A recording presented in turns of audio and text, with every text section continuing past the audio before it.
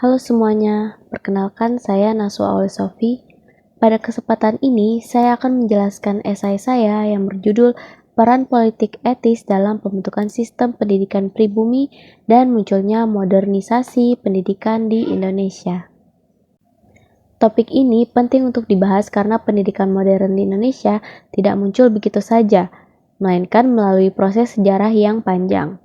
Salah satu titik awal modernisasi pendidikan adalah diterapkannya politik etis pada awal abad ke-20 oleh pemerintah kolonial Belanda. Diawali dengan tinjauan pustaka, lalu dilanjutkan pembahasan utama yang terdiri dari 4 bagian dan diakhiri dengan penutup. Oke, langsung saya mulai aja ya. Nah, pada tinjauan pustaka ini membahas kajian mengenai politik etis yang banyak ditulis oleh sejarawan seperti Sartono Kartodiojo, Furnival, Stenbring, dan Sutherland. Secara umum, politik etis atau etis politik adalah kebijakan balas budi yang mulai diberlakukan pada tahun 1901. Kebijakan ini muncul akibat kritik terhadap eksploitasi tanam paksa yang membuat rakyat pribumi menderita. Terus dalam tulisannya yang berjudul Enon Result van Defender menegaskan bahwa Belanda memiliki hutang kehormatan yang harus dibayar melalui pembangunan bagi rakyat Hindia Belanda. Di literatur menjelaskan bahwa politik etis memiliki 3 program utama.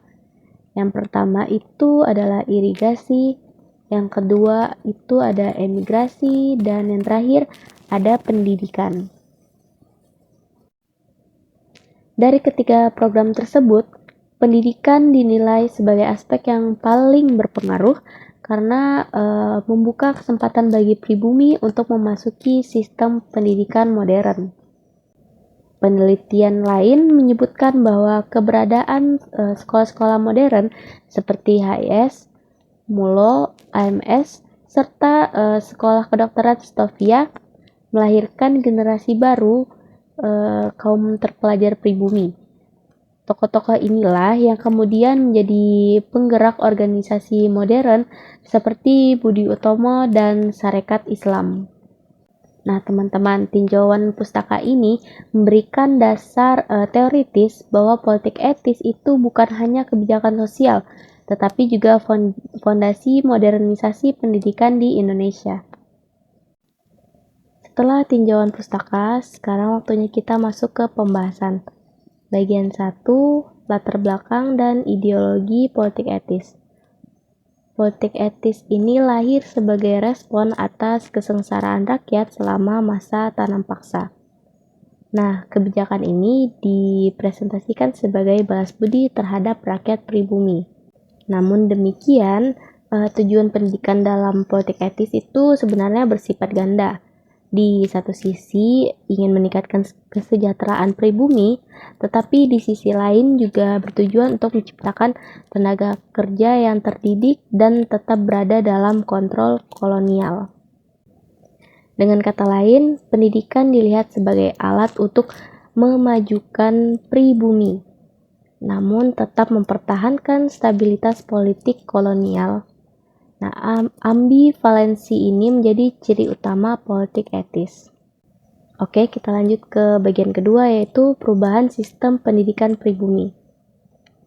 Setelah penerapan politik etis, pemerintah kolonial mulai mendirikan berbagai lembaga pendidikan baru. Antara lain, sebelumnya mohon maaf kalau ada penyebutan kata yang salah. Yang pertama itu ada folk school, sekolah dasar 3 tahun untuk rakyat umum.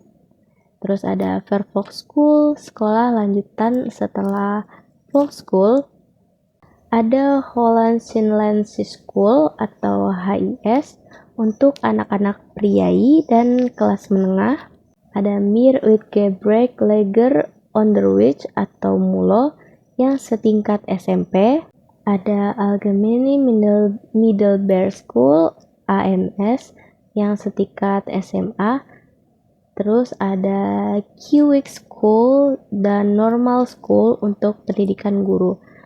Lalu selanjutnya yang terakhir itu ada Stovia dan Nias untuk pendidikan dokter pribumi.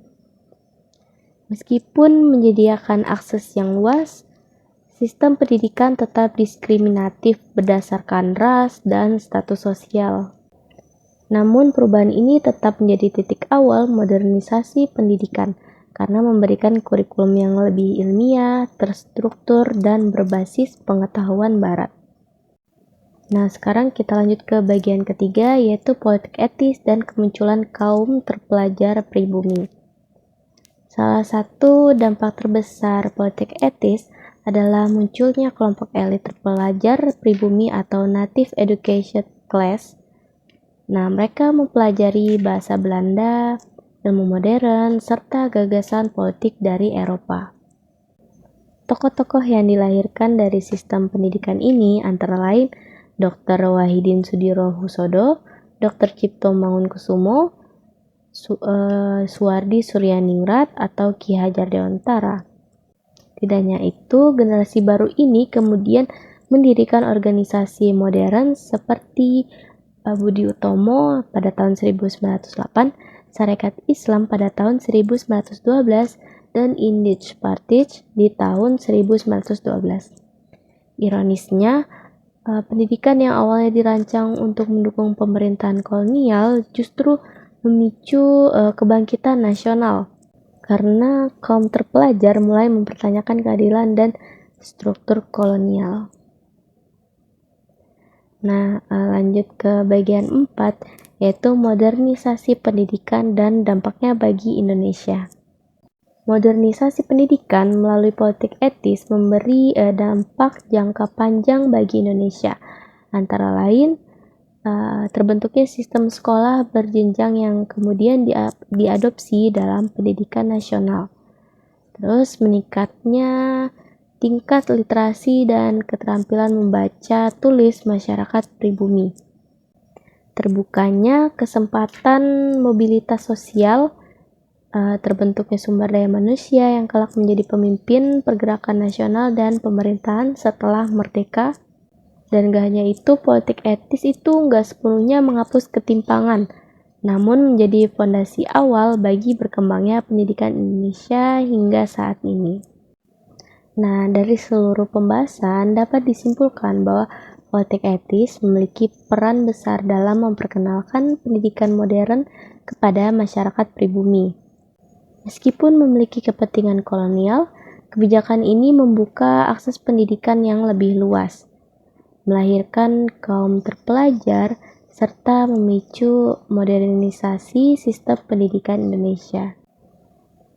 Jejak politik etis masih terasa dalam sistem pendidikan kita sekarang, terutama pada struktur sekolah formal yang bersifat berjenjang. Oke, demikianlah presentasi ini. Terima kasih yang telah menyimak, dan saya akhiri. Wassalamualaikum warahmatullahi wabarakatuh.